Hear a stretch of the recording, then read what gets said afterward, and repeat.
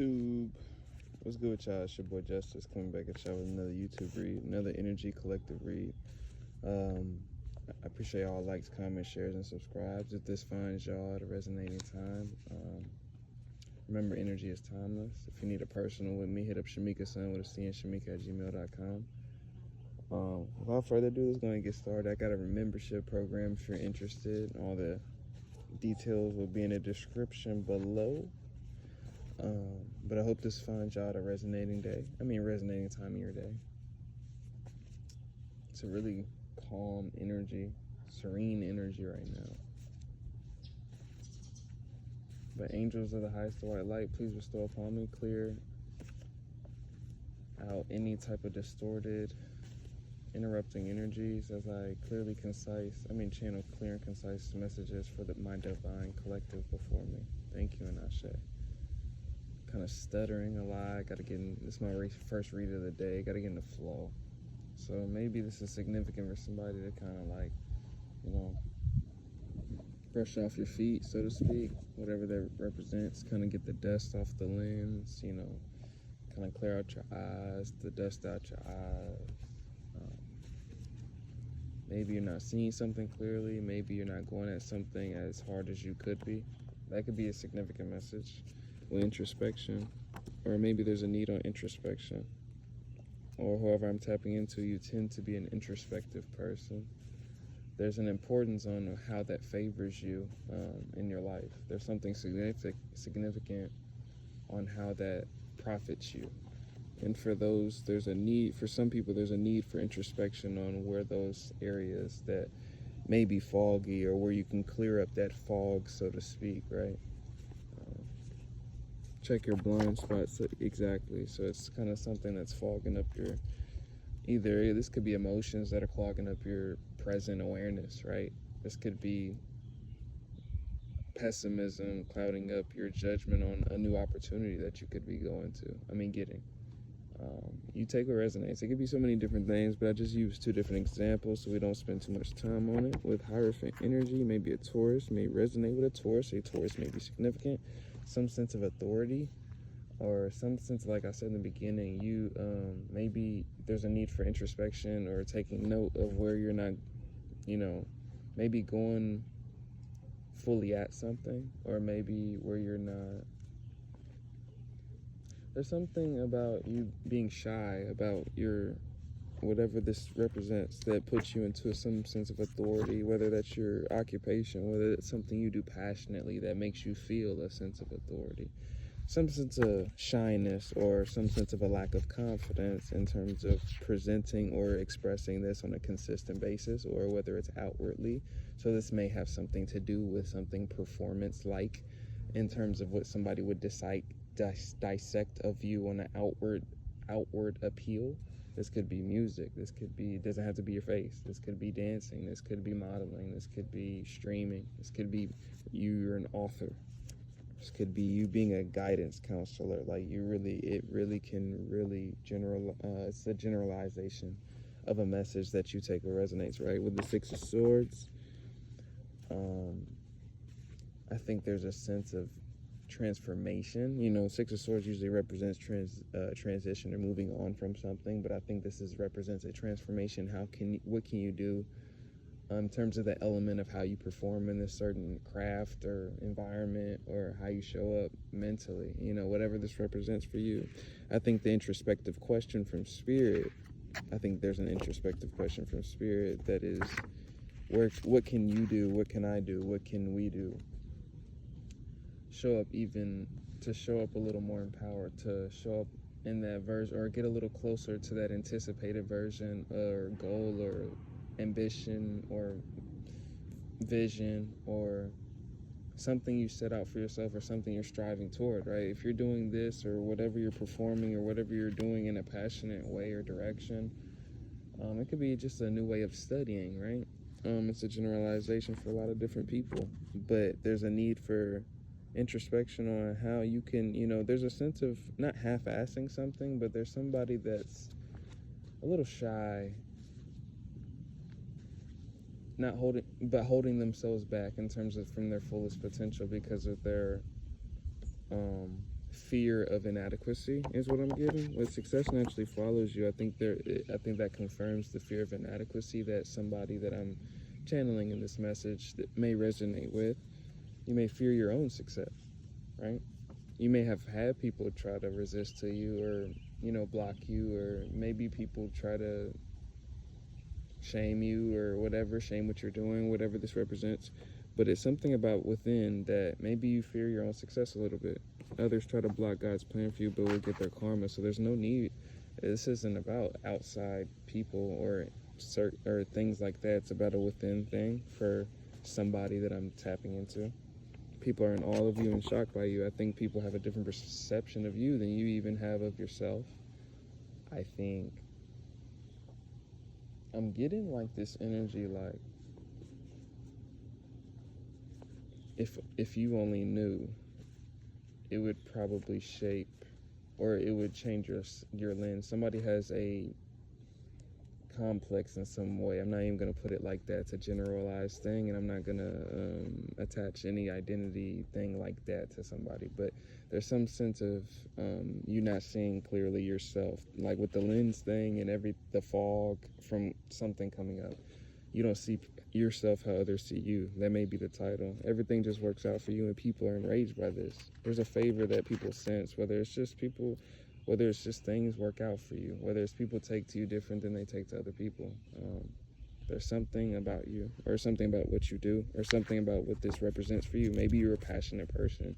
Maybe this is a generalization. Maybe this is about something you do pursue passionately. You don't have to even create passionately. It could be something you're learning passionately, like a student. But there's something about opportunities, or a sense of newness, or some sense of how you look at how you're taken by people, or how you look at how whatever you're doing is taken by people versus how people actually take to you, And there's a sense of a need to not even be so attuned into that. You know what I mean? I made a community post the other day, talking about like the numbers, right? Because I noticed they were fucking with the numbers, right? But I did get a humbling, amount of results, and a lot of comments like, you shouldn't even be focused on the numbers, And it was like, yeah, that's very true. And it kind of like, brought itself to fruition. Like, yeah, I was kind of putting attention to it, and I saw a specific one that I want to shout out to you. It's like the more you fixate on it, the more it's going to stagnate it. And I was like, that's exactly how energy works. I was like, that was a lesson in itself I already learned before, but just kind of goes back to me, right? So maybe there's a sense of, there's something testing you in terms of maybe these, I wouldn't be surprised if the Eight of Swords energy pops out, right? There's a sense of self-imposed imprisonment in terms of how, not imprisonment, we're not going to put it such a rash, it may be for some people, but for some people, you're just stuck in your head in terms of how you're viewing others, viewing you, or how you view yourself. It's just being stuck in your head. You're going through a spiritual initiation. It's maybe some type of resistance type of test to see if you can climb past any type of, outside, voices and listen to the inner one. A lot of tests we go through is about that. Can you listen to the inner guidance? Because it's going to get you through if you're really connected. And it's not about you really being connected or not. If you really want to be connected and aligned with Source and really like, you really like enact upon yourself from an intentional level up from that point of view, from that place, I don't know what I'm trying to say with that. You know that you're gonna find your most aligned outcome, right? Whether it's the one you like or whether it's the one you don't like. Whereas, when you don't have that protection, you're going at something with a God complex, it can be some type of tower that usually happens when we think we have more control than we do. Or sometimes the tower can come when we're not taking as much control as we need to. So I think that's more so the message for this one, for my collective, or for the ones that are, tapped into this one. So maybe you grew up around low self-esteem. Maybe people lowered your self-esteem. Maybe you allowed people to. Maybe that's the realization over time to where you're not allowing people to anymore. Maybe that's, there's some sense of like what you do passionately or how you show up passionately has something in connection to when you weren't so passionate about yourself or passionate about what you do. Maybe something that you're doing passionately, whatever this represents, is bringing that passion out of you. with money coming in. I think that passion is going to lead you to increase in energy, which is only going to reflect in the influx and energy in other areas, is what I'm saying. So it's not always usually about the material wealth coming in. It's usually about the allocation of energy coming in. Like I be saying, like, we pray for material things, but those are things of the material. We create that. That's a part of us, right? We co-create that. The things you want to pray for are the intangibles. I want to pray for abundance. I want to pray for healing. I want to pray for rejuvenation, restoration. I want to pray for groundedness. I want to pray for a clear state of mind. Those type of intangible things are gonna have you consistently being able to co-create the 3D things that we want to manifest into our reality, right? It's just sometimes we look at source like a genie in the bottle, and it's not really that. It's more so a GPS map in the spiritual realm that helps you allocate to exactly where you want to go, and exactly where you want to refuge and where you need to refuge. This is exactly what this is with the merging of the 5D, 3D. I think these type of concepts are becoming more and more, physically felt, maybe not seen yet, but physically felt in terms of the shifts energetically. There's a significance on this in regards to whoever I'm tapping into, you have some significance with this information in regards to whatever you do passionately or how you show up passionately. If it's just about how you show up passionately, it's about your vibration. It's about how you're maybe uplifting others around you. Maybe it's about, giving awareness to others around you, whether that's indirectly or directly. Sometimes it's just a vibrational, kind of clash that awakens others, in terms of people feeling your energy or seeing you differently or seeing something differently through your energy.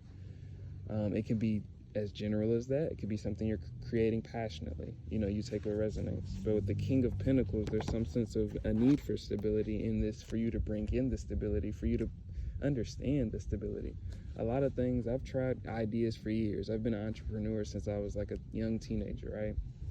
And I would try things, naive kid, trying things, just shooting my shots. And sometimes I would hit, sometimes I wouldn't. But the consistency, I realized over time on an energetic level, was based on my consistency and stability within. You can only be as much as what you know you can be.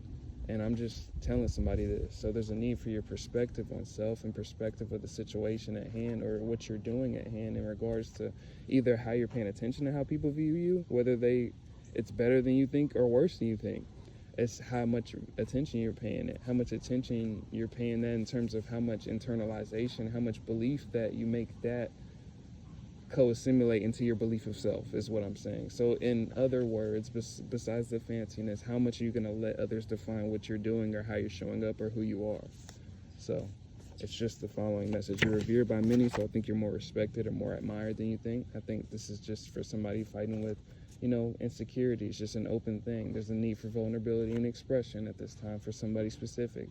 We are all fighting insecurities. We are all insecure people. We are all having some sense of imbalance that we all are co-creating around or alchemizing around and healing toward every day. I hear this every day. Healing is not ever finite. It will never end. It's an ever flowing process, right? Just like the perceptions. So it's just a message for somebody, and peep the signs, your intuition ain't lying, and just trust yourself a little more. And I think that's my last message. You know more than what you think, and you're doing better than what you think, obviously. I think people are taking to you better than what you think. And that's my last one. I wish you the best, and just keep on moving forward and know that you're enough. Whoever's I'm tapping into, I pick it up on a kind of insecure energy. And when I say insecure, not to say like you're insecure. You may be insecure in regards to a certain climate, situation, environment, or circumstance regarding whatever this is that this represents. So just know that I think sometimes we can be the hardest or harshest on ourselves more than anybody else is. And just remembering that and kind of taking your power back from yourself sometimes. And if you need a personal with me, hit up Shamika Stone with a C and Shamika@gmail.com. And I appreciate all the likes, comments, shares, super thanks. If I didn't get back to you, I definitely will. It's your boy Justice. I'm going to catch y'all, and I'm probably finna do another one. Peace out, y'all.